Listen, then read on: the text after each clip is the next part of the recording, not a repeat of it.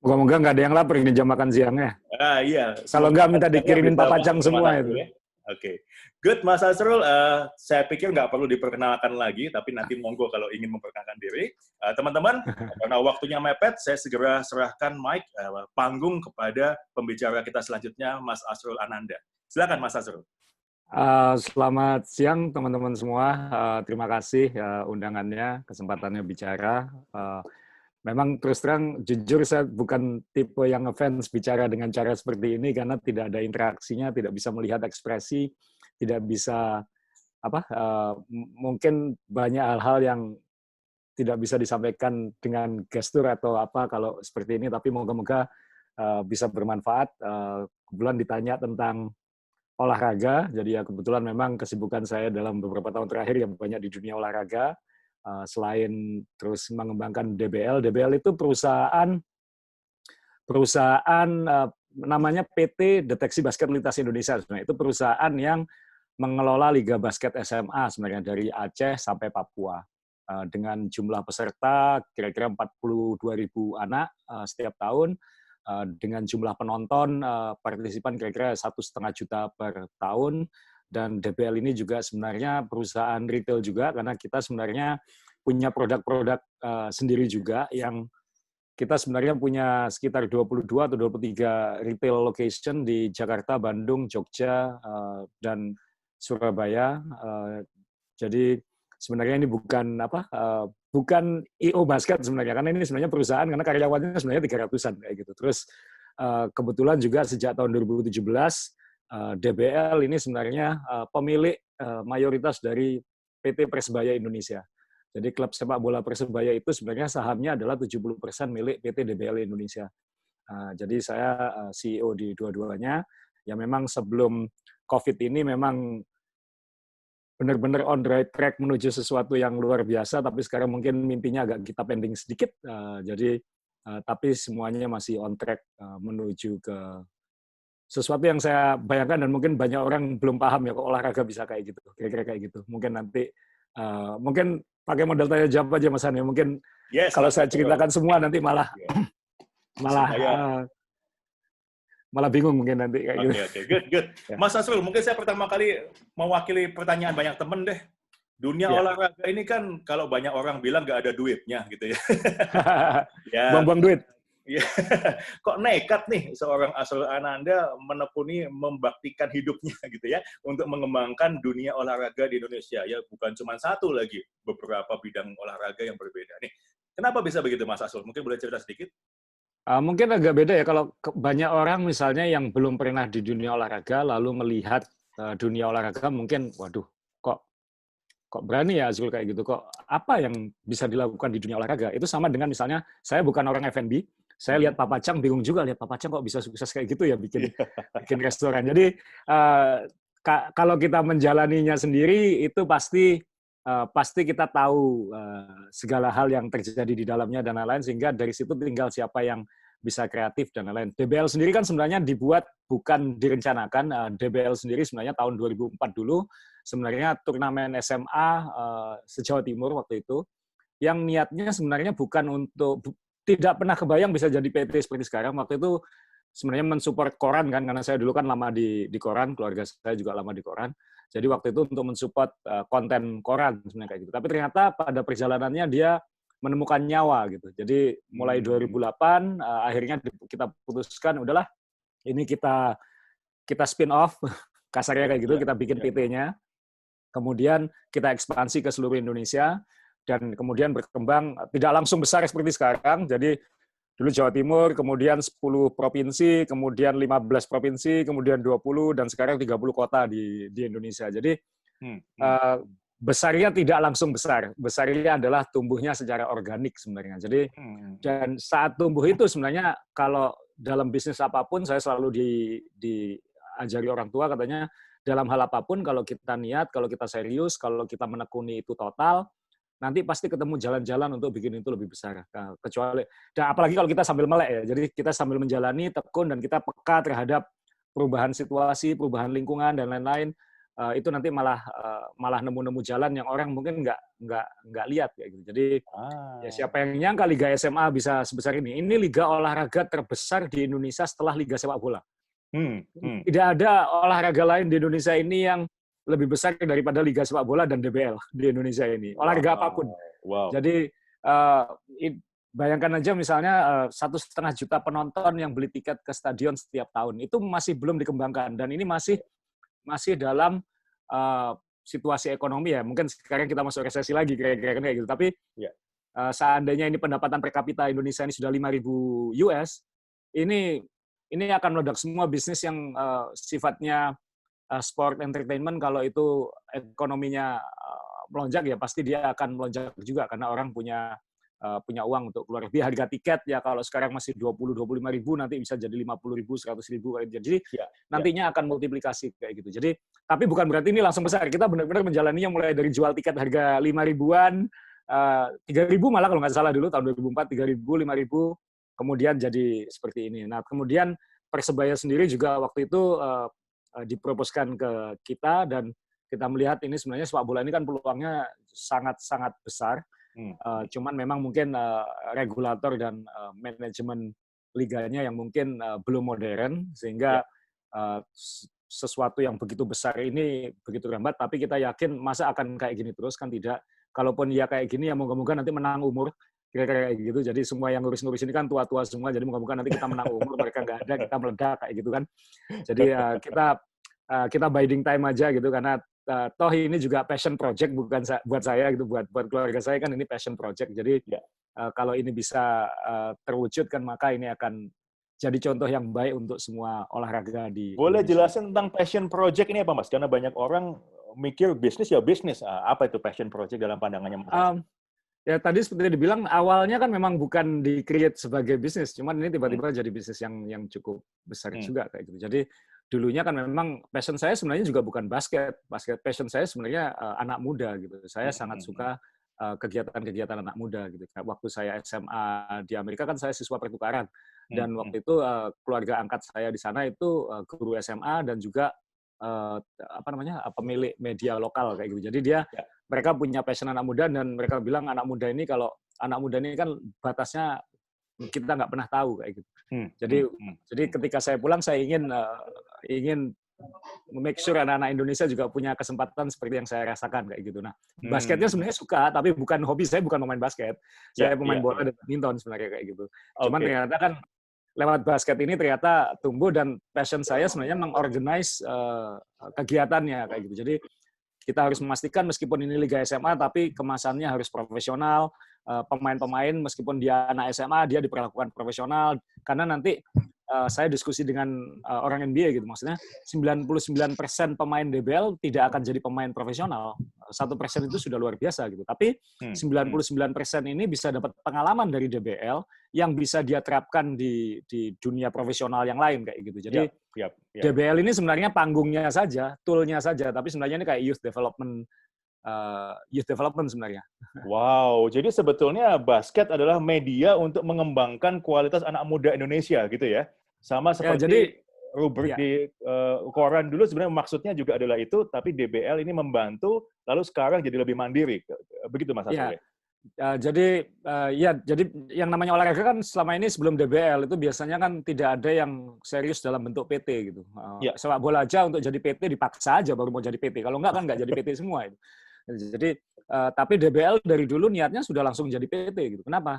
Supaya mentalnya bukan mental minta-minta gitu. Jadi karena kan olahraga itu kan selalu di yayasan, selalu kan kalau perusahaan-perusahaan besar biasanya punya yayasan olahraga kayak gitu. Nah, kita nggak mau kayak gitu. Ini harus bisa berdiri sendiri, harus bisa menemukan jalannya karena kalau hanya dengan jadi PT ini dia bisa sustainable kayak gitu. Dia bisa pengusaha kan harus bingung terus ya, harus bagaimana caranya supaya lebih besar, bagaimana caranya supaya hidup, bagaimana caranya supaya eksis, bagaimana caranya supaya tumbuh, dan bisnis modelnya terbentuk dari filsafat dasar PT itu. Jadi kalau ini yayasan, dulu kalau ini opsinya yayasan, mungkin yang nggak perlu dipikir kan, nggak perlu departemen marketing, nggak perlu apa-apa, pokoknya kenal orang, minta bantuan, kira-kira kayak gitu. Apalagi ini kan nol uang pemerintah, nol uang pemerintah dan ini benar-benar bisnis bisnis yang mungkin untungnya terus diinvestkan ke olahraga itu, ke bisnisnya ya. Maksudnya buat keluarga saya kan mungkin ini bukan bisnis yang utama juga kayak gitu, tapi ini sesuatu yang bisa jadi contoh gitu. Tapi ternyata juga gede-gede juga sih kayak gitu. Jadi misalnya kalau bisnis olahraga lain biasanya mikirnya hanya sponsor kayak gitu. Nah, DBL dari awal sudah sadar bahwa hidup dari sponsor saja nggak cukup. Dan di Indonesia ini bukan hanya olahraga, event-event musik, segala macam, semuanya terlalu terbiasa bergantung pada sponsor. Yang terjadi adalah semua biayanya ditutupi oleh sponsor, apalagi zaman waktu sponsor rokok masih merajalela dulu kayak gitu. Semua biayanya ditutupi oleh rokok, sehingga penyelenggaranya pokoknya jalan aja, kita nggak perlu mikirin nanti quality-nya sebaik mungkin, yang penting sponsor senang kayak gitu. Tapi quality untuk partisipan itu siapa yang datang nonton, yang beli tiket. Kadang-kadang kan karena sponsor udah memenuhi, dia nggak perlu jualan tiket kayak gitu. Akhirnya pure marketing tool-nya sponsor aja kayak gitu. Sedangkan DBL dari awal harus tahu, dia harus bisa generate revenue dari sponsor, yang kita terima kasih karena sponsor kita rata-rata loyal sampai belasan tahun. Kemudian kita juga develop bisnis jualan tiketnya juga sejak awal, meskipun dia naik sama, tapi kita encourage mereka untuk beli tiket. Nah, karena mereka beli tiket, mereka punya tuntutan show-nya juga bagus, jadi kita juga mau nggak mau pertunjukannya juga bagus kayak gitu di luar pertandingannya ya. Maksudnya datang nonton itu dapat pengalaman yang berbeda. Kemudian kita juga mengembangkan yang sangat, sebenarnya ini kan bukan ilmu baru ya kalau di olahraga dunia ya kan, licensing and merchandising gitu. Jadi kita ngembangin aparel. Kemudian pada 2009 sebenarnya dulu itu kita nyadar, kan semua bisnis pasti bikin SWOT analisis. Jadi apa kelemahan kita, kekuatan kita, potensi kita, ancamannya apa saja. Nah, salah satu waktu tahun 2008-2009 itu kita analisis adalah bagaimana caranya supaya 100.000 anak bisa ikut DBL. Sekarang sudah 42.000, tapi kita punya planning sampai seperti itu misalnya. Kendala utamanya apa? Ternyata sepatu basket itu harganya mahal luar biasa. Sekarang aja mungkin 3 jutaan, 2,5 jutaan kayak gitu kan. Sedangkan pemain basket itu sepatunya itu 6 bulan hancur. Jadi mulai 2009 sebenarnya kita udah develop sepatu Azza itu, sepatu edisi Azrul Ananda itu. Jadi harus made in Indonesia. Sebelumnya kita disponsori merek asing, tapi sekali lagi ada batasan sponsorship itu, value-nya terhadap pengembangan seperti apa. Jadi kita akhirnya kerjasama dengan brand-brand Indonesia. Kita dengan League dulu 2009 sampai 2014, lalu kemudian kita belajar dengan Ardiles yang di Surabaya, pabriknya jadi sama-sama di Surabaya, dan targetnya waktu itu adalah harga sepatunya harus murah gitu. Jadi harga sepatu yang terjangkau untuk seluruh Indonesia. Sepatu ini saya pegang contohnya ini Azza 5, ini sepatu yang 2017 ini sebenarnya, sekarang sudah Azza 6, sebenarnya mau Azza 7 tapi kena Covid, kita agak tunda dikit. Jadi ini sepatu dijual harganya tidak sampai Rp400.000. Bahkan Azza 6 harganya 429.000 kalau nggak salah. Jadi, dan sepatu ini tidak harus dijual di mall. Ini bukan untuk Jakarta, ini bukan untuk Surabaya, ini bukan untuk Bandung, ini untuk Lombok, Kupang, Papua.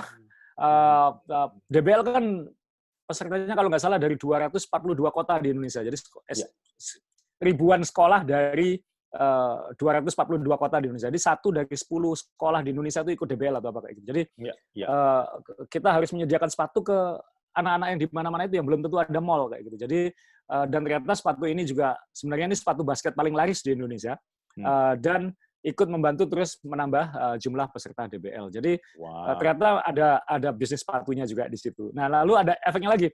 Ini tidak banyak yang membayangkan bahwa bola itu sebenarnya masalah buat liga seperti DBL.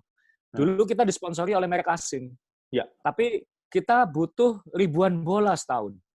Ribuan bola setahun. Jadi karena kita jumlah pertandingannya beribu-ribu pertandingan dalam setahun, sedangkan satu bola basket itu umurnya kira-kira 5 pertandingan, kayak gitu. Jadi kita butuh ribuan bola dalam setahun, dan itu tidak ada merek asing yang sanggup mensponsori. Sebagai contoh saja, Perbasi Pusat, Federasi Basket Indonesia, itu disponsorinya paling 300 bola setahun. Itu untuk dibagi seluruh Indonesia.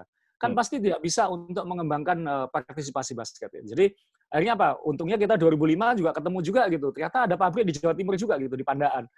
Kantor pusatnya juga di Surabaya, PT Inkor Bola Pasifik. Akhirnya kita bikin bola DBL.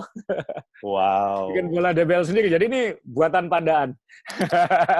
Jadi bola ini juga standarnya sudah standar internasional, sudah sama. Awal-awalnya memang ada masa development-nya sehingga standarnya terus bertambah. Tapi ini akhirnya kita punya bola sendiri dan akhirnya jadi industri juga kan. Akhirnya bola basket, kalau Anda ke hypermarket atau apa, biasanya kalau cari bola basket mungkin ketemunya ya bola DBL kayak gitu. Jadi bukan DBL ini nggak kerasa ada di mana-mana, kira-kira kayak gitu. Jadi kayak sepatu tadi misalnya, mungkin kalau di mall, kita ke mall-mall yang besar mungkin nggak ketemu sepatu DBL.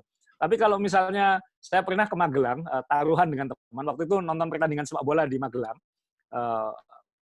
Kalau di kota-kota seperti itu kan biasanya toko sepatunya tradisional ya, yang di jalan-jalan utama itu. Iya. Waktu itu kita makan KFC, kalau gitu sebelum pertandingan kita makan KFC, terus saya taruhan sama teman, itu ada toko sepatu tradisional di ujung tuh ada toko sepatu tradisional, ayo taruhan, ada sepatu Aza nggak di situ? Dia bilang nggak ada, nggak mungkin sepatumu sampai sini katanya, ayo kita ke situ, ada sepatu Aza. jadi saya nyebutnya sepatu Aza karena memang di semua sepatu itu ada tanda tangan saya. Oke, great. Kayaknya saya mesti beli satu nih, meskipun udah nggak main basket lagi nanti. Buat hari-harian lah, support industri Indonesia, merek Indonesia. Exactly. Mas, kan ini kan pengembangan bisa begitu luar biasa yang nggak dibayangkan sebelumnya, tapi kan pasti tidak lepas dari perencanaan tim, perencanaan leadership juga gitu ya. So, gimana Mas Asrul menjelaskan filosofi Anda sebagai seorang pemimpin, kalau saya boleh belajar sedikit dari Mas? Mungkin beruntungnya DBL ini karena tumbuhnya sangat organik. Saya masih umur 24 tahun waktu mengawali DBL. Jadi waktu itu tim kita waktu itu ya tim yang mengawali itu sekarang jadi core manajemennya. Jadi mereka benar-benar tahu dari nol, dari awal bagaimana DBL ini, bagaimana filosofinya, bagaimana harus dijaga.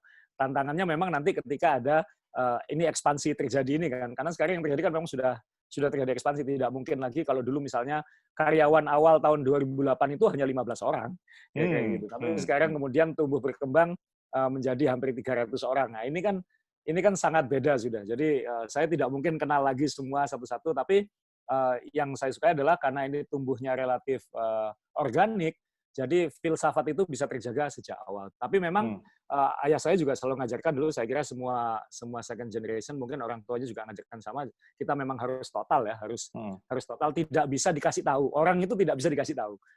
Orang itu tidak bisa dikasih tahu, bisa ditulari. Ya kayak COVID inilah. Oke. Jadi kalau kita kasih tahu, dia mungkin belum tentu paham. Tapi kalau dia terus kita tulari, kita intens dengan dia. Intens itu kan dalam artian dengan segala level emosinya. Itu bisa nanti dia paham apa yang saya mau kira-kira gitu. Nah ini tinggal bagaimana caranya mereka paham yang saya mau dalam skala yang lebih besar kayak gitu. Oke, nice. Mas, mumpung ngomongin Pak Dahlan nih gitu ya.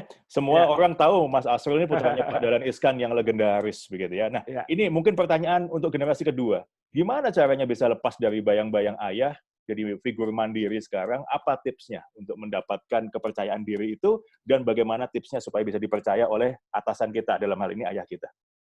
Mungkin saya beruntung ya, karena ayah saya termasuk orang yang berani melepas, berani ngambil risiko. Jadi saya relatif tidak pernah diganggu, bahkan ngomong pun tidak langsung, biasanya harus lewat orang supaya terjadi prosedur manajemen itu terjadi. Jadi bukan ayah ngasih tahu anak, tapi lewat orang kira-kira kayak gitu. Dan Pak Dahlan ini orangnya demokratis, jadi kita bisa berdebat dengan dia itu bukan sesuatu yang tabu. Jadi kalau Anda lihat kita kan sekarang punya podcast, itu kan Pak Dahlan kan sudah mulai tua, jadi harus disibukkan bikin podcast itu kan. Jadi kalau kita ngomong kan kelihatan sekali nggak kayak bapak anak kadang-kadang kayak gitu. Nah, dan kita debat itu biasa. Saya banting komputer di depan dia pernah, saya banting bola di depan dia pernah, dia banting bareng saya juga pernah. Jadi tapi ya sudah, habis itu selesai. Kira-kira kayak gitu. Jadi komunikasi seperti itu jadi. Dan saya sendiri juga mungkin termasuk orang nekat. Ini pesan buat yang second generation mungkin. Kalau orang tuanya nggak bolehin kan belum tentu dia benar juga kan sebenarnya kayak gitu. Mungkin karena dia punya trauma masa lalu atau tapi masa lalu dengan masa sekarang atau masa depan kan belum tentu sama. Jadi saya selalu memberi saran kalau kepada teman-teman yang second generation, kalau nggak boleh sama orang tuanya, tapi kita percaya, kita yakin seyakin-yakinnya, dan kita mau komit menjalani itu, dan kita merasa benar, bohongin aja. gitu. Maksudnya bohongin atau nggak usah dikasih tahu. Nanti kalau udah bagus kan ya seneng kan, pasti kayak gitu kan ya. Kalau misalnya gagal ya masa mau dipecat jadi anak kan, kira-kira kayak gitu. Jadi bonek dan wani nih Mas ya, harusnya Mas ya. Mas, mungkin karena waktu kita juga sambil jalan ada pertanyaan masuk nih ya. Kita mulai masuk ke sana juga ya. Ada Mbak Anissa yang bertanya, bagaimana tipsnya Mas untuk memilih sponsor yang qualified? Wah, memilih sponsor, kalau kita bisa memilih sponsor dalam hidup ini tuh kenikmatan yang luar biasa, Mbak, gitu. Karena sponsor tidak bisa dipilih, sponsor harus dicari kan. Dalam artian, tapi memang kita punya filsafat dari dulu DBL ini memang harus pas kayak gitu. Misalnya kita bersyukur dulu Astra Honda Motor dimulai dari MPM Motor Honda di Jawa Timur mensupport, kemudian karena kita memang filsafat dari awal yang bikin susah dulu adalah tidak menerima sponsor rokok. Itu memang itu godaan yang luar biasa dulu. Kalau mau kaya instan dulu mungkin ya maksudnya kalau mau besar instan mungkin dulu ya terima sponsor rokok kira-kira kayak gitu. Tapi kan ini kan misinya anak muda, jadi waktu itu ada idealisme yang kita jaga. Jadi kita bersyukur dan tinggal bagaimana secara profesional kita atur supaya hubungan ini bisa berlanjut. Dan ternyata sampai dari 2008 sampai 2020 ini masih berlanjut. Bahkan di situasi COVID ini pun mereka masih menunggu, intinya mereka siap, kalau DBL siap mereka siap. Jadi kita sudah punya hubungan yang begitu dalam dengan sponsor. Jadi bukan memilih ya. Jadi ya memang sponsor itu harus dicari dan harus pada akhirnya adalah profesionalisme dalam kerjasama itu gitu. Kadang-kadang saya juga agak khawatir dengan sponsor yang masuk. Misalnya beberapa tahun yang lalu ada perusahaan emas terbesar di Indonesia yang dari Surabaya juga namanya UBS. Mungkin familiar semua dengan UBS. UBS ini sudah 5 tahun lebih rasanya jadi sponsor di DBL. Waktu pertama kali UBS ngajak ketemuan untuk sponsor dengan DBL itu saya terus terang agak ragu. Bukan meragukan perusahaannya, tapi saya khawatir DBL tidak cocok untuk UBS. Jadi saya khawatirnya nanti ini malah jadi bumerang. Kalau itu tidak baik buat UBS, berarti kan tidak baik buat DBL, kira-kira kayak gitu. Jadi kita benar-benar bicara juga, dan kebetulan ternyata yang di UBS juga banyak second generation juga, jadi satu frekuensi, dan ternyata memang misi-misinya memang misi yang sangat berkaitan dengan anak muda, misalnya tetap menjaga tradisi investasi emas di anak muda. Jadi itu kan hal-hal yang seolah-olah sangat tradisional, tapi ternyata ketika dikemas bersama DBL jadi sesuatu yang nyambung ya kayak gitu. Jadi yang penting jadi tidak bisa langsung menolak juga, tapi kita juga harus tahu ini maunya apa. Ini pasti jangan-jangan ada sesuatu yang brilian di belakang itu kan kayak gitu. Jadi kita tidak boleh meremehkan siapapun. Itu pelajaran hidup saya lah. Tidak boleh meremehkan siapapun. Jadi kita ajak bicara dulu dan kita cari kesamaan visinya gitu ya Mas Asrul ya. Dan ternyata nyambung, dan ketika nyambung malah sangat langgeng jangka panjang kayak gitu. Dalam artian rata-rata partner di DBL ini udah bertahun-tahun semua kayak gitu. Alright, fantastic. Ada pertanyaan berikutnya dari Pak Devi dan Pak Taufani. Saya jadikan satu karena senada ya. Jadi intinya kan saat ini liga nggak berjalan karena pandemi. Sedangkan bisnis ini kan income-nya dari pengumpulan massa ya. So first of all ada gaji, ada kontrak udah terjadi. Nah ini gimana nih gitu ya? Apalagi pandemi katanya bisa sampai 2 tahunan. Nah ini seperti apa yang akan Anda lakukan? Ya moga-moga nggak sampai 2 tahun. Katanya sih. Kan kalau kita baca berita-berita di negara maju kan memang vaksinnya memang diekspreskan dan lain-lain, jadi kita tentunya berharap itu antara itu duluan atau herd immunity duluan kayak ini. Kalau lihat situasi di Indonesia khususnya di Surabaya kayaknya Surabaya bakal herd immunity duluan ini kayak gitu. Tapi yang jelas memang ini bisnis pengumpulan massa, memang ini sekarang semuanya pasti hold out, bukan hanya di Indonesia kan, ini kan di seluruh dunia. Semua olahraga, semua event musik, semuanya sekarang tertunda.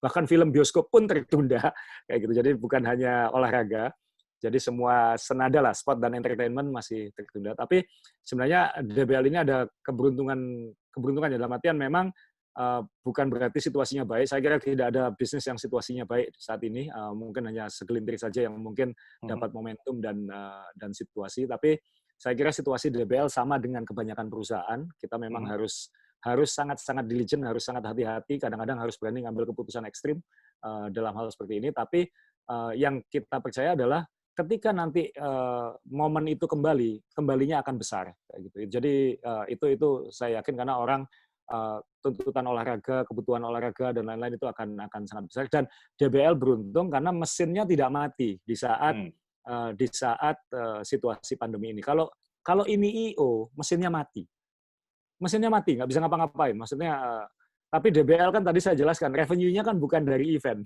Iya. Ya, kita ini sebenarnya perusahaan retail juga kayak gitu. Iya. Jadi kalau Anda buka misalnya kalau di DBL sekarang ada dblstore.com dan sekarang mungkin segala kebutuhan olahraga justru sedang agak naik karena orang-orang banyak berolahraga dan nggak sekolah dan lain-lain kayak gitu. Jadi dari sisi online sale kita memang ada lonjakan kayak gitu.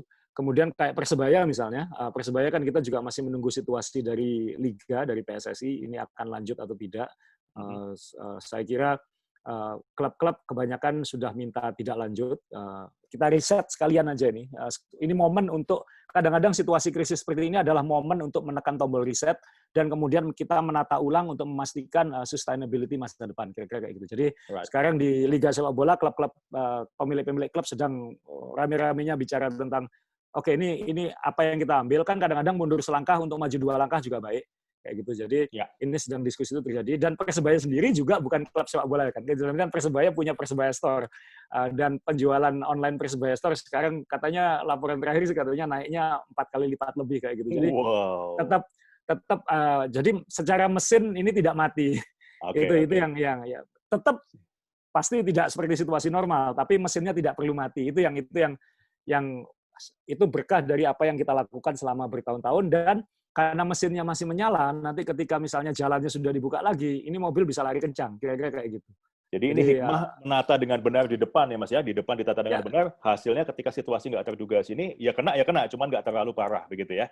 Kena, parahnya sesaat, mungkin kemarin kita kalau misalnya online sales yang nggak jalan ya parah banget kan, tapi ternyata bulan ini kok nadinya makin baik, dan ini kalau ini situasi sudah dan kalau situasinya nanti memang sudah kembali, ini akan terbang lagi kayak gitu. Dan bukan hanya, saya tambahkan, bukan hanya retail sebenarnya, kan DBL sendiri sebenarnya bermedia sendiri juga gitu. Jadi artian kita punya banyak aset digital di grup DBL dan Persebaya ini yang bisa kita gunakan untuk banyak hal saat ini. Jadi misalnya untuk Persebaya sekarang kita dimintai tolong oleh BNPB dan Ikatan Dokter Indonesia di Surabaya untuk membantu kampanye soal COVID ini, karena Surabaya kita tahu semua sekarang ranking 1 urusan COVID, dan ternyata jalur birokrasi katanya terlalu banyak drama dan lain-lain sehingga tidak bisa efektif dalam kampanye kesadaran COVID ini.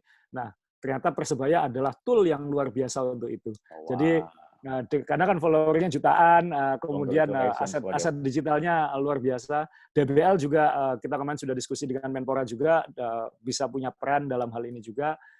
Kita juga punya beberapa aset website yang ya sekali lagi tuh ternyata mesinnya tidak perlu mati, malah ini kesempatan untuk kalau sepak bola ini kesempatan untuk riset, dan kalau ini harus mundur selangkah nantinya akan maju 2 langkah. Sedangkan untuk DBL ini sekaligus untuk kayak kan kadang-kadang kita ini kalau sibuk terus konsekuensi dari terus growth itu kadang-kadang kita lupa memikirkan fundamental ya Mas ya. Ini pengalaman kita kalau kita terlalu asik ke ekspansi, kita lupa fundamentalnya ada yang kurang pas. Jadi ini malah kesempatan untuk dengan manajemen DBL, mumpung seperti ini, apa yang bisa kita lakukan untuk membenahi fundamentalnya lagi supaya nanti ketika jalan nanti ketika kita nanti sibuk maju lagi itu tidak lagi meninggalkan lubang-lubang di belakang, kira-kira kayak gitu. Fantastic. Ya Mas, ini ada pertanyaan yang harusnya buat saya, tapi karena ini panggungnya Mas Asrul, saya minta Mas Asrul yang jawab aja ya.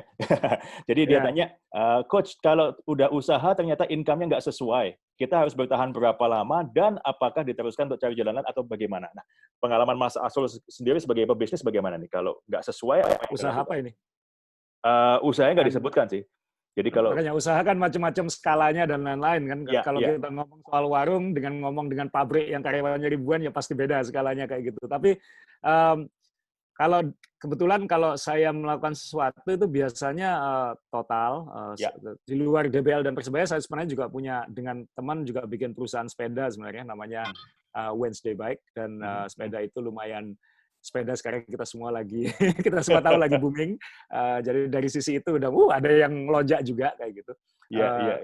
Kemudian ya biasanya sih kita harus kalau kita benar-benar tekun ya, kita benar-benar tekun dalam 3 tahun kita tahu kok dalam artian ini akan jadi sesuatu yang besar atau tidak. Malah kadang-kadang dalam 3 tahun kita kita nemukan kalau ini ternyata belum apa-apa kayak gitu. Jadi mungkin minimal 2 tahun ya kalau saya bilang.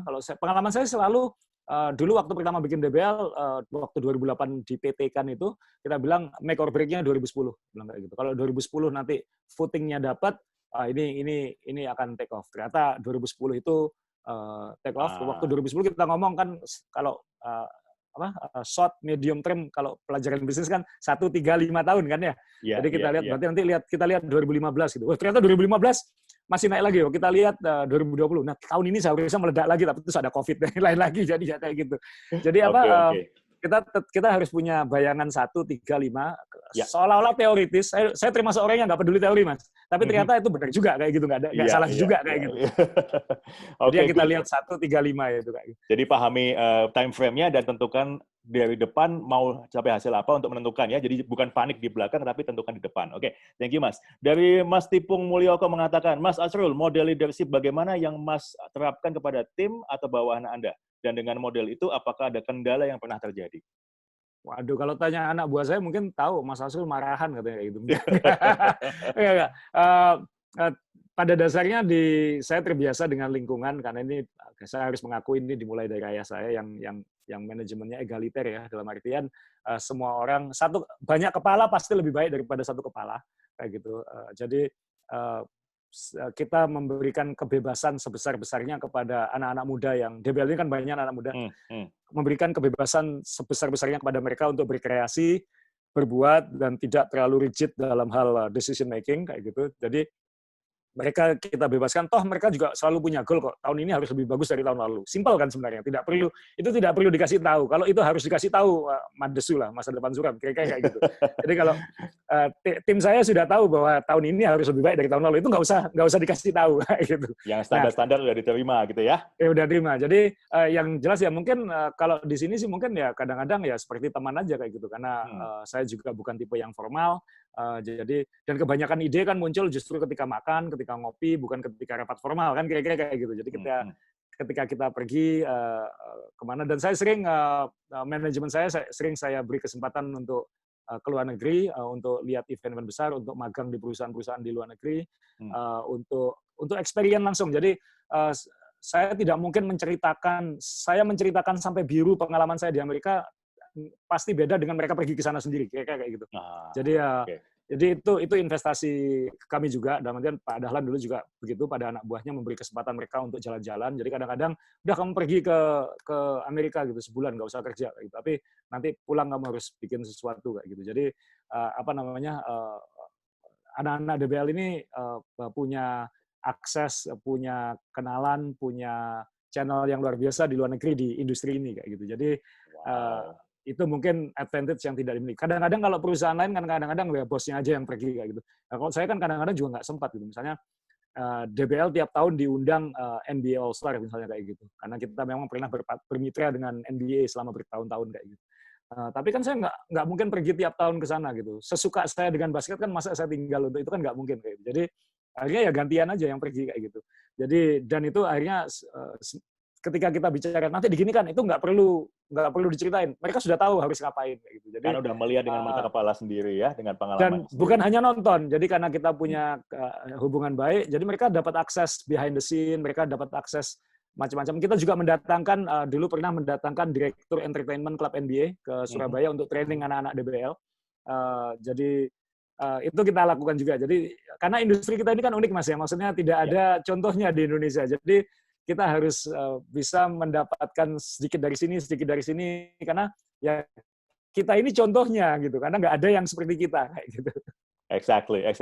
Pertanyaan dari Bu Maria Budiono, Mas Asrul, benar nggak setiap atlet yang sukses pasti punya pelatih?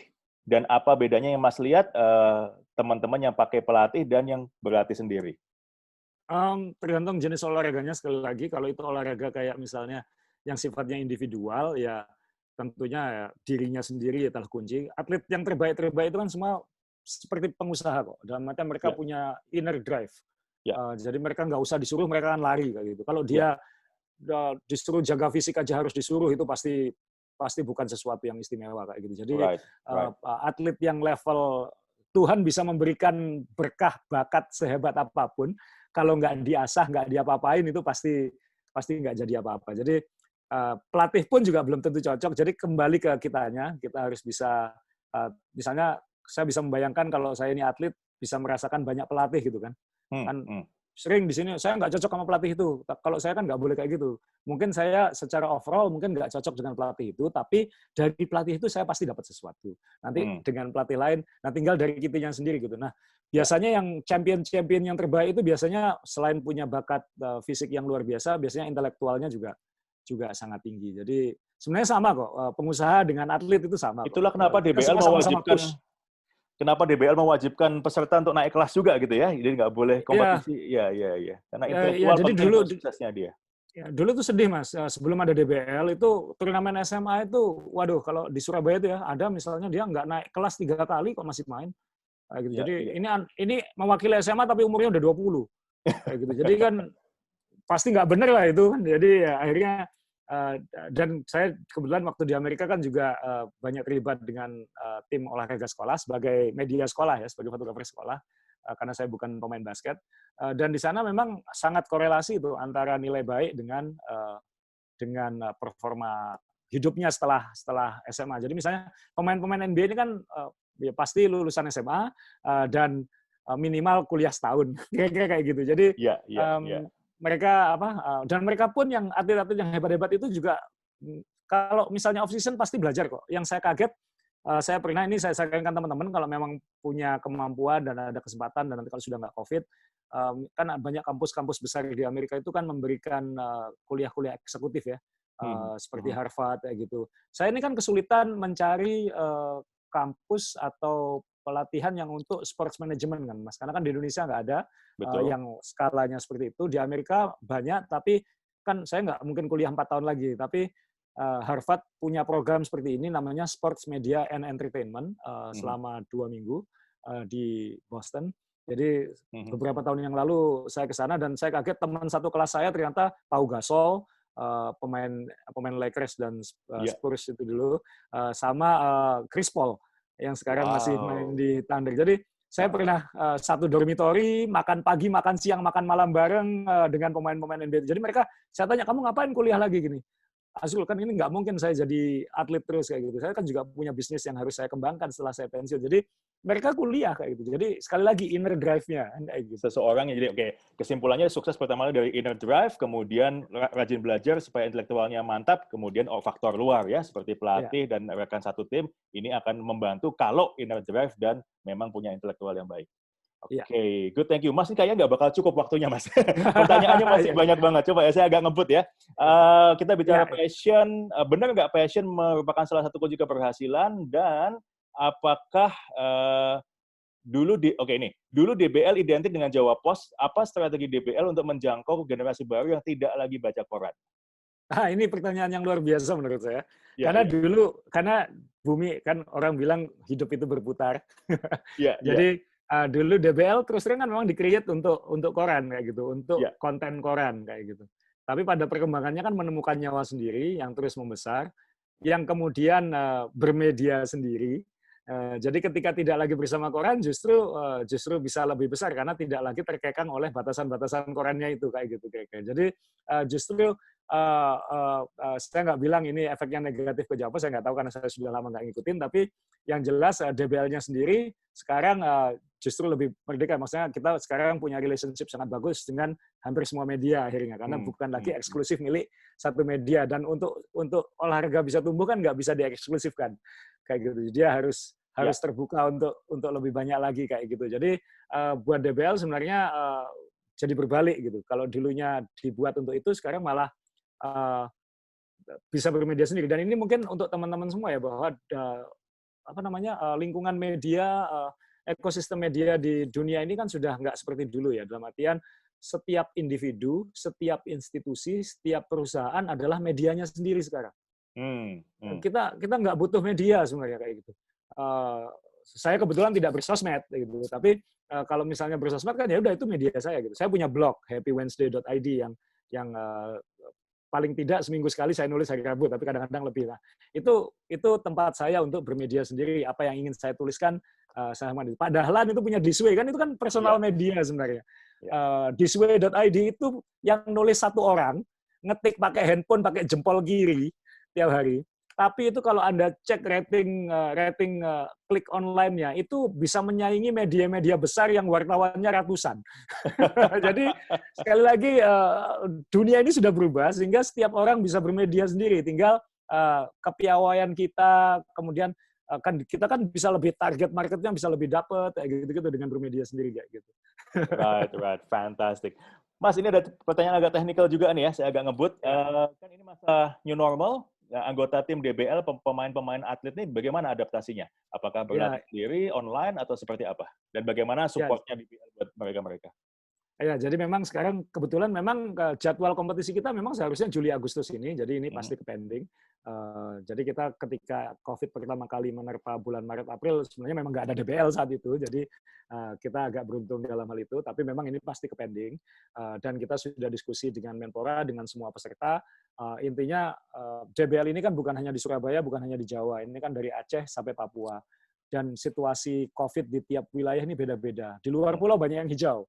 Kayak gitu. Tapi Jawa merah hitaman kayak gitu kira-kira. Jadi kita punya skenario mungkin kalau misalnya situasi memungkinkan. Toh DBL kan tidak ada lintas provinsi. Semua bermain di provinsinya masing-masing kayak gitu. Juaranya juara provinsi bukan juara nasional. Jadi sebenarnya kan mana daerah yang hijau dia bisa mulai duluan kayak gitu. Nah, jadi tidak harus Surabaya, tidak harus Jakarta. Jadi kita punya plan-plan yang mengantisipasi itu juga. Toh mereka juga tidak akan terekspos oleh orang luar juga kayak gitu. Nah, jadi ada potensi-potensi seperti itu. Jadi itu beberapa plan. Nah, tapi memang soal testing dan protokol ini kita memang harus mau nggak mau harus menunggu pemerintah, anjuran dan lain-lain. Karena DBL ini kan pasti bersinggungan dengan Kementerian Olahraga dan Kementerian Pendidikan. Karena kan berkaitan dengan sekolah dan lain-lain.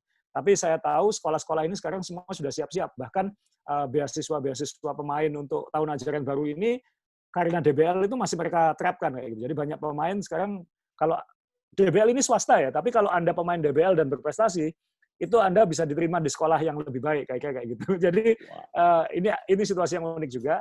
Memang yang kita tunggu adalah protokolnya karena kalau memang harus swab setiap pemain, saya sampaikan ke Pak Menpora dan BNPB tentunya bahwa DBL ini agak beda dengan misalnya Liga Basket Profesional kita, IBL misalnya.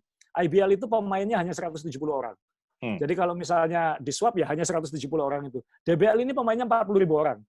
Nah kalau 40.000 orang harus di swab, itu berapa puluh miliar. Itu kekuatan ekonomi sendiri itu swab testnya pemain DBL itu kan kayak gitu. Jadi apa namanya ini harus itu saya bilang itu skalanya DBL itu seperti itu Mas. Jadi ini yang belum banyak orang paham. Jadi ya kita harus menunggu protokolnya seperti apa. Oke, good. Mas, ini masalah bonek nih Mas, orang Surabaya juga ini penting buat saya juga ya. Ada yang bilang citra bonek ini masih beberapa yang bilang negatif ya. Manajemennya gimana, leadership-nya juga gimana. Nah, supaya makin banyak orang yang cinta sepak bola, gimana caranya mengendalikan atau mengelola image negatif ini? Ya, jadi memang bonek ini unik ya, bukan seperti klub-klub di kota lain. Bonek ini tidak ada strukturnya, ini massa cair. Jadi yang terjadi adalah komunitas-komunitas terbuka yang di mana-mana kayak gitu. Jadi saya bukan ketua bonek, saya nggak akan pernah mengklaim saya ini bapaknya bonek atau orang tuanya bonek, nggak boleh karena memang nggak ada. Semua acuannya adalah Persebaya, tidak ada bapaknya bonek itu nggak ada. Jadi apa namanya? Ini karena ini masa cair, jadi memang ya ada yang bercanda ini seperti mengelola kota atau provinsi atau negara katanya kayak gitu. Karena bonek itu macam-macam Mas, mulai dari tukang becak sampai pengangguran tukang becak sampai direktur perusahaan itu bisa bonek kayak gitu. Ya termasuk kita berdua berarti ya. Ya, jadi itu memang yang pertama kita lakukan adalah bagaimana mengubah citra ini dan sebenarnya beruntungnya kami adalah bonek-bonek pun sebenarnya pengen citra itu berubah kok Mas. Ya. Bukan berarti mereka pengen jelek kok. Yang jelek itu kan ya mungkin masih ada 1-2. Nah di Indonesia ini kan kadang-kadang masalahnya adalah 1000 perbuatan baik bonek itu tertutupi oleh 1 perbuatan buruknya. Kira-kira kayak gitu. Itu yang ini pelajaran hidup buat kita semua lah bahwa kita bisa berbuat baik puluhan tahun kalau punya 1 kesalahan itu bisa hancur kayak gitu. Jadi apa namanya? Ini yang teman-teman bonek juga berjuang. Apakah ini bisa cepat? Mungkin enggak. Mungkin harus bertahap dan lain-lain. Tapi bonek-bonek ini sudah bikin panti asuhan. Kita sekarang gerakan melawan COVID ini menurut saya paling masif di Surabaya lewat bonek ini karena dan ini kan menunjukkan peran positif kayak gitu. Jadi dan yang harus kita lakukan adalah memastikan persebayanya profesional. kalau Persebayanya profesional, pemainnya profesional, klubnya profesional, orang akan memandangnya agak beda. Makanya dulu kenapa saya dulu mau mengambil alih Persebaya, karena saya khawatir kalau Persebaya ini dipegang oleh orang yang tujuannya beda, ini bisa menjadi sesuatu yang menakutkan untuk masyarakat Surabaya. Jadi Ya, dulu kayak gitu. Jadi ya oke. caranya gimana ya? Kita harus bikin Persebaya ini makin populer, memperbanyak jumlah supporternya supaya nanti semakin banyak yang baik dan itu menutupi yang jelek. Gitu. Oke, good. Mas, kita agak molor diri nggak apa-apa ya, karena pertanyaan Ya, masih beberapa lagi. ya. Ini tadi kita bicara masa inner drive tadi, ada yang nyambung dari Mas Nusul Sucito ya. Gimana sih cara efektif seorang pelatih atau leader mengenali dan memunculkan inner drive dari timnya? Ya, jadi peran kita sebagai leader gimana? Wah, saya bukan pelatih ya. Saya pernah main bulu tangkis dan satu pelatih. Kebetulan saya mungkin lingkungan saya kan kayak ayah saya. Kalau saya lihat sehari-hari kan memang punya drive yang besar gitu. Maksudnya dia tidur hanya 4 jam sehari dan dia kalau ingin sesuatu dia kejar sampai itu dapat. Saya mungkin juga tipe-tipe agak kayak gitu. Kalau saya ingin sesuatu saya usahakan sampai berhasil. Kalau enggak kenapa itu saya harus tahu kira-kira kayak gitu. Nah, kalau ke pemain yang saya lihat pelatih-pelatih yang baik kalau kasus-kasus anak SMA adalah pelatih yang jadi teman zaman sekarang. Jadi dia punya secara keilmuan teori dia kuat, tapi dia harus bisa karena kalau saya pernah ada beberapa pelatih bilang kalau anak-anak SMA itu yang utama bukan teknik kok, yang utama adalah psikologinya katanya kayak gitu. Karena kan kita mau gambar skema seperti apa aja, skillnya anak SMA kan kayak gitu. Dia nggak mungkin kayak Kobe Bryant yang tiba-tiba bisa ngedang kan enggak kan kayak gitu. Jadi tapi bagaimana dia dari dalam dirinya itu dan kita harus tahu anak ini kemampuannya apa. Oh dia mampunya syuting ya udah diasah di situ. Jangan dipaksakan dia melakukan hal-hal yang mungkin bukan anunya dia kayak gitu. Jadi ya harus seperti psikolog katanya kayak gitu. Jadi saya bukan pelatih ya, jadi saya nggak tahu nanti apakah yang saya omongkan ini tepat. Tapi saya melihat dari Persebaya, dari klub-klub basket waktu saya jadi komisioner NBL 5 tahun dulu bahwa pelatih-pelatih yang sukses itu biasanya pelatih-pelatih yang komunikasi dengan pemainnya itu jalan. Komunikasi itu kan bisa macam-macam ya, Mas. Macam bisa dimarahin, bisa diajak makan, bisa diajak nonton bioskop, bisa diajak ngobrol hati ke hati, bisa dibikin nangis, bisa dibikin ketawa kayak gitu. Oke. Human to human interaction sangat penting dalam koneksi antara leader dengan siapa yang dipimpin itu, baik itu pelatih maupun leader dalam bisnis. Oke, saya simpulkan, Mas, pertanyaan terakhir nih. Sebenarnya masih banyak, tapi waktunya nggak cukup gitu ya. Mohon maaf ya. Ya nggak apa-apa. Saya juga berterima kasih atas waktunya Mas Asrul siang ini. Pertanyaan terakhir, Mas. Dari Marvin Christian, bagaimana DBL dapat mengkondak marketing strategi yang sukses untuk mencapai target market? Apakah pakai analisa market atau analisa behavior mereka atau seperti apa? Jurusan saya kuliah marketing sih, Mas. Jadi memang saya ini lulusan marketing internasional sebenarnya, tapi banyak dulu arahnya sebenarnya pengennya ke advertising, tapi berantem sama dosen jadi pindah haluan. Jadi memang background saya memang marketing dan marketing riset kayak gitu. Jadi kita sih terus terang tidak punya konsultan macam-macam, tapi karena kita menjalani sendiri, kita tidak misalnya ketika kita mengeksekusi event di lapangan, kita tidak menggunakan IO luar, semua kita kelola sendiri. Jadi mulai dari penyelenggaraan, merchandising, sales, semuanya itu hulu ke hilir kita kendalikan sendiri. Jadi kita tahu, kita bisa mendengar langsung, kita bertemu langsung dengan anak-anak itu, dengan market kita, apa yang mereka sukai, apa yang mereka mau, dan kita bisa mengira-ngira apa yang cocok untuk mereka, dan lain-lain. Kadang-kadang kan jebakannya ini yang hati-hati. Kadang-kadang kan orang bilang, yang gampangnya gini, kita harus mendengarkan anak muda, mereka itu yang harus kita lakukan. Mereka ngomong apa, itu yang kita lakukan. Itu belum tentu juga. Kalau ilmu marketing adalah, orang belum tentu tahu apa yang mereka mau. Ya, mungkin dia ngomongnya maunya gini, tapi sebenarnya bukan itu. Nah, ini kepekaan kita harus diasah dalam hal itu. Ya ini tidak bisa pakai teori apa-apa. Ini harus kita jalani. Kita harus bertemu, intensitas bertemu dan frekuensi bertemunya dengan market kita ini yang sangat kunci. Jadi DBL ini saya dulu pernah 75 penerbangan dalam 90 hari keliling DBL ini di semua kota. Jadi melihat langsung, merasakan langsung, ngobrol langsung. Waktu saya masih umur 20 kan masih gampang bicara dengan anak-anak SMA itu. Jadi saya bisa membayangkan dia pengennya itu tapi bukan itu sebenarnya. Saya ginikan aja. Jadi komunikasi ini agak sulit menjelaskan ya. Benar-benar, komunikasi yang intens. Mas Asrul, ini waktunya sudah berakhir. Saya menyesal sekali kita mengakhiri diskusi ini, tapi karena kami semua belajar banyak baik dari ilmunya maupun dari figur dan pemikiran dari seorang Asrul Ananda di siang hari ini. So, terima kasih banyak waktunya. Mudah-mudahan lain kali ada waktu lagi untuk sharing masalah yang lain lagi. Ya, mungkin dalam situasi yang lebih normal ya. Maksudnya bukan new normal, tapi real normal. Benar. Karena itu paling efektif ya. Lebih nyaman untuk face to face gitu ya Mas Asrul ya? Iya. Ya. Oke. Thank you Mas, salam buat keluarga, salam buat teman-teman di DBL dan perusahaan-perusahaan yang lain. Thank you. Ya, terima kasih. Ya. Sampai ketemu.